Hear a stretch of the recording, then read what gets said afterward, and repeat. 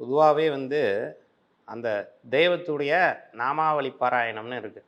சிம்பிளா சொல்லணும்னா, இப்ப நம்ம முருகன் அப்படின்னா, ஓம் முருகா போற்றி, ஓம் சரவண பவ, ஓம் கந்தா போற்றி அப்படின்னு சொல்ற மாரி, ஓம் பரசுராமரே போற்றின்னு சொல்லலாம்.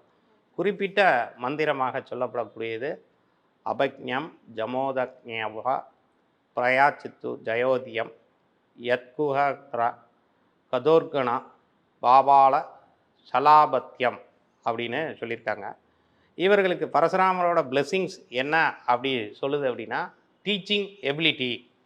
அப்போ இவர்கள் நிறைய பேருக்கு நிறைய விஷயங்களை போதிக்கக்கூடிய அம்சத்திலும் இருப்பார்கள், கற்றுக்கொள்ளவும் செய்வார்கள். அல்டிமேட் ஜஸ்டிஸ் ஃபார் ஆல் அப்படிங்கும்போது நீதி அது கிடைக்கக்கூடியது இவர்களுக்கு. நல்ல நியாய தீர்ப்புலாம் கிடைக்கும். அடுத்து ஸ்கில் இன் தி மார்ஷியல் ஆர்ட்ஸ். இவன் மேசராசினாலே உங்களுக்கு செவ்வாய்ங்கிறதுனால அவங்க அந்த உடல் கட்டுமஸ்தாக இருக்க வேண்டும் என்று எதிர்பார்க்கக்கூடியவர்கள். அந்த மாதிரி போலீஸு, இராணுவம், இந்த மாதிரி பாதுகாப்புத்துறை சார்ந்தவர்கள் எல்லாமே இந்த மேசத்தில் தான் இருப்பாங்க. அப்போ அவர்களுக்கு அதுக்கான தகுதி இருக்குது.